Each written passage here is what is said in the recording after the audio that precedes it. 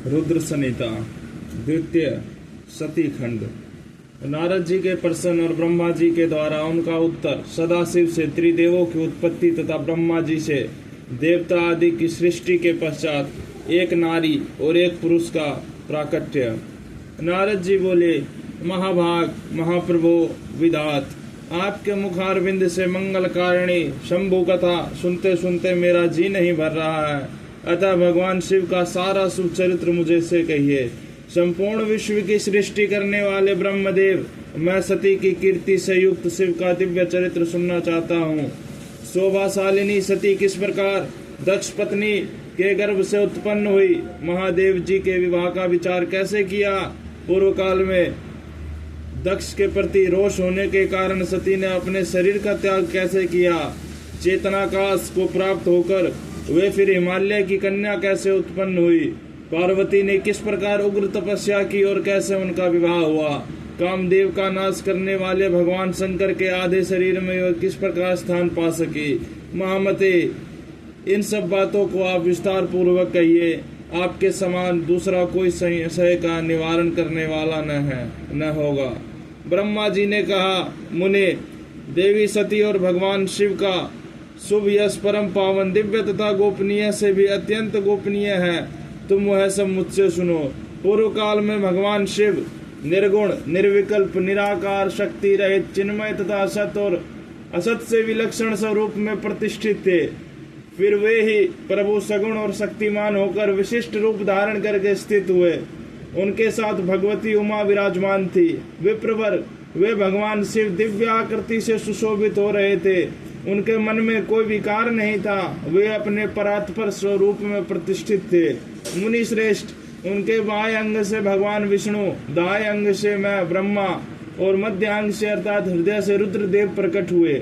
मैं ब्रह्मा सृष्टि करता हुआ, भगवान विष्णु जगत का पालन करने वाला और स्वयं रुद्र ने संहार का कार्य संभाला। इस प्रकार भगवान सदाशिव स्वयं ही तीनों रूप धारण करके स्थित हुए।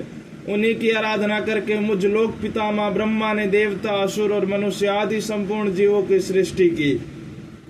दक्ष आदि प्रजापतियों और देव शिरोमणियों की सृष्टि करके मैं बहुत प्रसन्न हुआ तथा अपने को सबसे अधिक ऊंचा मानने लगा। मुने, जब मरीचि, अत्रि, पुलह, पुल, सत्य, अंगिरा, कृतु, वशिष्ठ, नारद, दक्ष और भृगु इन महान प्रभावशाली मानस पुत्रों को मैंने उत्पन्न किया, तब मेरे हृदय से अत्यंत मनोहर रूप वाली एक सुंदर नारी उत्पन्न हुई जिसका नाम संध्या था। वह दिन में क्षीण हो जाती, परंतु सायंकाल में उसका रूप सौंदर्य खिल उठता था। वह मूर्ति मई श्याम संध्या की ही थी और निरंतर किसी मंत्र का जप करती रहती थी। सुंदर भौहों वाली वह नारी सौंदर्य की चरम सीमा को पहुंची हुई थी और मुनियों को भी मन को मोह लेती थी। इसी तरह मेरे मन से एक मनोहर पुरुष भी प्रकट हुआ जो अत्यंत अद्भुत था। उसके शरीर का मध्य भाग कटी प्रदेश पतला था, दांतों की पंक्तियां बड़ी सुंदर थी। उसके अंगों से मतवाले हाथी की सी गंध प्रकट होती थी। नेत्र प्रफुल्ल कमल के समान शोभा पाते थे। अंगों में केसर लगा था जिसकी सुगंध नासिका को तृप्त कर रही थी। उस पुरुष को देखकर दक्ष आदि मेरे सभी पुत्र अत्यंत उत्सुक हो उठे। उनके मन में विस्मय भर गया। जगत की सृष्टि करने वाले मुझ तक जगदीश्वर ब्रह्मा की ओर देखकर उस पुरुष ने विनय से गर्दन झुका दी और मुझे प्रणाम करके कहा। वह पुरुष बोला, ब्राह्मण, मैं कौन सा कार्य करूंगा, मेरे योग्य जो काम हो उसमें मुझे लगाइए, क्योंकि विधाता आज आप ही सब से अधिक मान्य और योग्य पुरुष है। वह लोक आपसे ही शोभित है। ब्रह्मा जी ने कहा, भद्र पुरुष, तुम अपने इसी स्वरूप से तथा फूल के बने हुए 5 बाणों से स्त्रियों और पुरुषों को मोहित करते हुए सृष्टि के सनातन कार्य को चलाओ। इस चराचर त्रिभुवन में देवता आदि कोई भी जीव तुम्हारा तिरस्कार करने में समर्थ नहीं होंगे। तुम छिपे रूप से प्राणियों के हृदय में प्रवेश करके सदा स्वयं उसके सुख का हेतु बनकर सृष्टि का सनातन कार्य चालू रखो। समस्त प्राणियों का जो मन है वह तुम्हारे पुष्पमय बाण का सदा अन्यास ही अद्भुत लक्ष्य बन जाएगा और तुम निरंतर उन्हें मदमत किए रहोगे। यह मैंने तुम्हारा कर्म बताया है। जो सृष्टि का प्रवर्तक होगा और तुम्हारे ठीक ठाक नाम क्या होंगे, इस बात को मेरे ये पुत्र बताएंगे। सुरश्रेष्ठ ऐसा कहकर अपने पुत्रों के लिए अपने मुख की ओर दृष्टिपात करके मैं क्षण भर के लिए अपने कमलमय आसन पर चुपचाप बैठ गया। कामदेव नामों का निर्देश, उसका रति के साथ विवाह तथा कुमारी संध्या का चरित्र, वशिष्ठ मुनि का चंद्रभाग पर्वत पर उसको तपस्या की विधि बताना। ब्रह्मा जी कहते हैं, मुने, तदंतर मेरे अभिप्राय को जानने वाले मरीचि आदि मेरे पुत्र सभी मुनियों ने उस पुरुष का उचित नाम रखा। दक्ष आदि प्रजापतियों ने उसका मुंह देखते ही परोक्ष के भी सारे वृत्तांत जानकर उसे रहने के लिए स्थान और पत्नी प्रदान की। मेरे पुत्र मरीचि आदि द्विजों ने उस पुरुष के नाम निश्चित करके उससे यह युक्ति युक्त बताई कही। ऋषि बोले, तुम जन्म लेते ही हमारे मन को भी मथने लगे हो, इसलिए लोक में मनमथ नाम से विख्यात होगे। मनोभव, तीनों लोकों में तुम इच्छानुसार रूप धारण करने वाले हो। तुम्हारे समान सुंदर दूसरा कोई नहीं है, अतः काम रूप होने के कारण तुम काम नाम से भी विख्यात होगे। लोगों को मदमत बना देने के कारण तुम्हारा एक नाम मदन होगा। तुम बड़े दर्प से उत्पन्न हुए, इसलिए दर्पक कहलाओगे, और सदर्प होने के कारण जगत में कंदर्प नाम से भी तुम्हारी ख्याति होगी। समस्त देवताओं का सम्मिलित बल पराक्रम भी तुम्हारे समान नहीं होगा, अतः सभी स्थानों पर तुम्हारा अधिकार होगा और तुम सर्वव्यापी हो जाओगे। जो आदि प्रजापति है वे ही ये पुरुषों में श्रेष्ठ दक्ष तुम्हारी इच्छा के अनुरूप पत्नी स्वयं देंगे। वह तुम्हारी कामिनी, तुमसे अनुराग रखने वाली होगी। ब्रह्मा जी ने कहा, मुने, तदंतर मैं वहां से अदृश्य हो गया। इसके बाद दक्ष मेरी बात का स्मरण करके कंदर्प से बोले, कामदेव, मेरे शरीर से उत्पन्न हुई मेरी यह कन्या सुंदर रूप और उत्तम गुणों से सुशोभित है। इसे तुम अपनी पत्नी बनाने के लिए ग्रहण करो।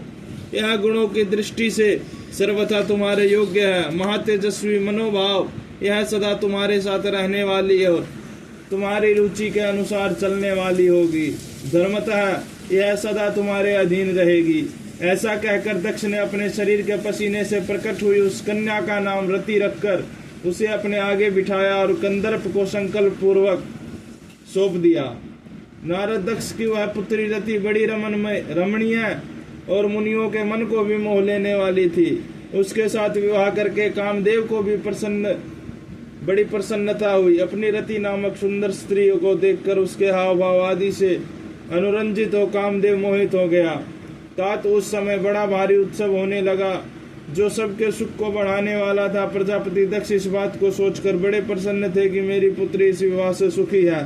कामदेव को भी बड़ा सुख मिला, उसके सारे दुख दूर हो गए। दक्ष कन्या रति भी कामदेव को पाकर बहुत प्रसन्न हुए। जैसे संध्या काल में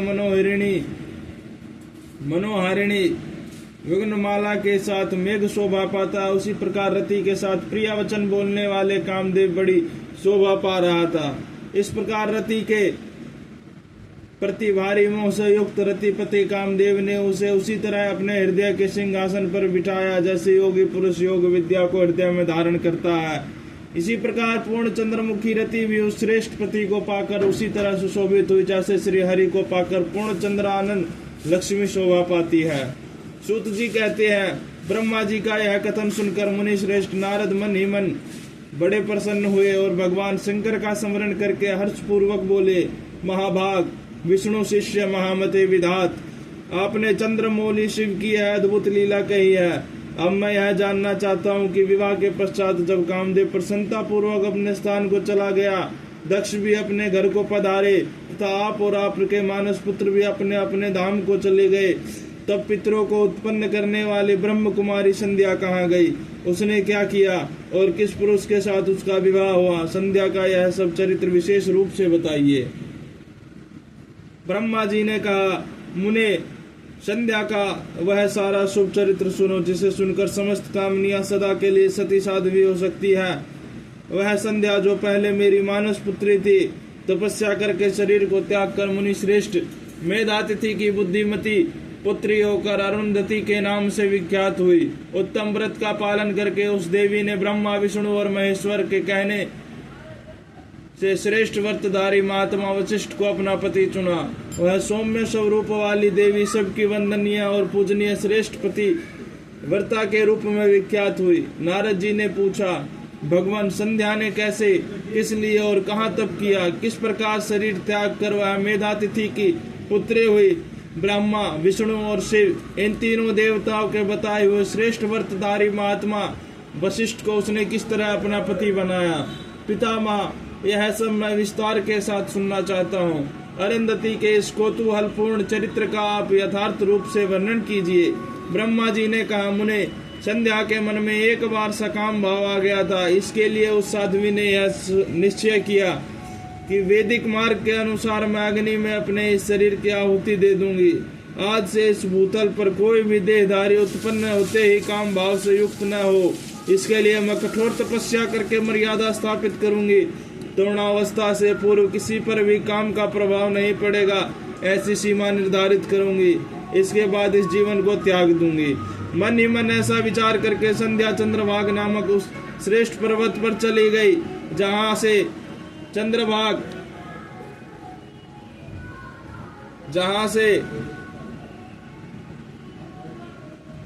चंद्रभाग नदी का प्रादुर्भाव हुआ। मन में तपस्या का दृढ़ निश्चय ले संध्या को श्रेष्ठ पर्वत पर गई। हुई जान मैंने अपने समीप बैठे हुए वेद वेदांग के परम पारंगत विद्वान सर्वज्ञ जीतात्मा एवं ज्ञान योगी पुरुष वशिष्ठ से कहा, बेटा वशिष्ठ, मनस्विनी संध्या तपस्या की अभिलाषा से चंद्रभाग नामक पर्वत पर गई है। तुम जाओ और उसे विधि पूर्वक दीक्षा दो। तात यह तपस्या के भाव को नहीं जानता है, इसलिए जिस तरह तुम्हारे यथोचित उपदेश उसे अभिष्ट लक्ष्य की प्राप्ति हो सके ऐसे प्रयत्न करो। नारद, मैंने दया पूर्वक जब वशिष्ठ को इस प्रकार आज्ञा दी, तब वे जो आज्ञा कहकर एक तेजस्वी ब्रह्मचारी के रूप में संध्या के पास गए। चंद्रभाग पर्वत पर एक देव सरोवर है जो जलाशयोचित गुणों से परिपूर्ण हो मानस सरोवर के समान शोभा पाता है। वशिष्ठ ने उस सरोवर को देखा और उसके तट पर बैठी हुई संध्या पर भी दृष्टिपात किया। कमलों से प्रकाशित होने वाला वह सरोवर लट पर बैठी हुई संध्या से उपलक्षित हो उसी तरह सुशोभित हो रहा था जैसे प्रदोष काल में उदित हुए चंद्रमा और नक्षत्रों से युक्त आकाश शोभा पाता है। सुंदर भाव वाली संध्या को वहां बैठे देख मुनि ने कौतूहल पूर्वक उस बृहल्लोहित नाम वाले सरोवर को अच्छी तरह देखा। उसी प्रकार भूत पर्वत के शिखर से दक्षिण समुद्र की ओर जाते हुए चंद्रभाग नदी का भी उन्होंने दर्शन किया। जैसे गंगा हिमालय निकलकर समुद्र की ओर जाती है, उसी प्रकार चंद्रभाग के पश्चिम शिखर का भेदन करके वह नदी समुद्र की ओर जा रही थी।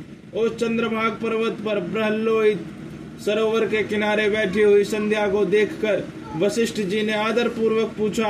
वशिष्ठ बोले, भद्रे, तुम इस निर्जन पर्वत पर किस लिए आई हो? किसकी पुत्री हो और तुमने यहाँ क्या करने का विचार किया है? मैं यह सब सुनना चाहता हूँ। यदि छिपाने योग्य बात ना हो तो बताओ। महात्मा वशिष्ठ की यह बात सुनकर संध्या ने उस महात्मा की ओर देखा। वे अपने तेज से प्रज्वलित अग्नि के समान प्रकाशित हो रहे थे। उन्हें देखकर ऐसा जान पड़ता था मानो ब्रह्मचर्य देह धारण करके आ गया हो। वे मस्तक पर जटा धारण किए बड़ी शोभा पा रहे थे। संध्या ने उन तपोधन को आदर पूर्वक प्रणाम करके कहा। संध्या बोली, ब्राह्मण, मैं ब्रह्मा जी की पुत्री हूँ। मेरे नाम संध्या है और मैं तपस्या करने के लिए इस निर्जन पर्वत पर आई हूँ। यदि मुझे उपदेश देना आपको उचित जान पड़े तो आप मुझे तपस्या की विधि बताइए। मैं यही करना चाहती हूँ, दूसरा कोई भी गोपनीय बात नहीं है। मैं तपस्या के भाव को, उसके करने के नियमों को बिना जाने ही तपोवन में आ गई हूँ, इसलिए चिंता से सूखी जा रही हूँ और मेरा हृदय कांपता है। संध्या की बात सुनकर ब्रह्मवेत्ताओं में श्रेष्ठ वशिष्ठ जी ने, जो स्वयं सारे कार्यों के ज्ञाता थे, उससे दूसरी कोई बात नहीं पूछी। वह मन ही मन तपस्या का निश्चय कर चुकी थी और उसके लिए अत्यंत उद्यमशील थी। उस समय वशिष्ठ ने मन से भक्त वत्सल भगवान शंकर का स्मरण करके इस प्रकार कहा। वशिष्ठ जी बोले, सुभान ने, जो सबसे महान और उत्कृष्ट तेज है, जो उत्तम और महान तप है तथा वो जो सबके परमात्मा है, उन भगवान शंभु को तुम हृदय में धारण करो, जो अकेले ही धर्म अर्थ काम और मोक्ष के आदि कारण है। उन त्रिलोक की आदि सत्रष्टा द्वितीय पुरुषोत्तम शिव का भजन करो। आगे बताए जाने वाले मंत्र से देवेश्वर शंभु की आराधना करो, उससे तुम सब कुछ मिल जाएगा, इसमें संशय नहीं है। ओम नमः शंकराय ओम। इस मंत्र का निरंतर जप करते हुए मौन तपस्या आरंभ करो और जो मैं नियम बताता हूँ उन्हें सुनो। तुम्हें मौन रहकर ही स्नान करना होगा। मौनालंबन पूर्वक ही महादेव जी की पूजा करनी होगी। प्रथम 2 बार छठे समय में तुम केवल जल का पूर्ण आहार कर सकती हो। जब तीसरी बार छठा समय आए तब केवल उपवास किया करो। इस तरह तपस्या की समाप्ति के छठे काल में जलाहार एवं उपवास की क्रिया होती रहेगी। देवी, इस प्रकार की जाने वाली मौन तपस्या ब्रह्मचर्य का फल देने वाली तथा संपूर्ण अभिष्ट मनोरथों को पूर्ण करने वाली होती है। यह सत्य है, इसमें संशय नहीं है। अपने चित्त में ऐसा शुभ उद्देश्य लेकर इच्छानुसार शंकर जी का चिंतन करो। वे प्रसन्न होने पर तुम्हें अवश्य ही अभिष्ट फल प्रदान करेंगे। इस तरह संध्या को तपस्या करने की विधि का उपदेश दे मुनिवर वशिष्ठ यथोचित स्वरूप से उससे विदा ले वहीं अंतर्ध्यान हो गए।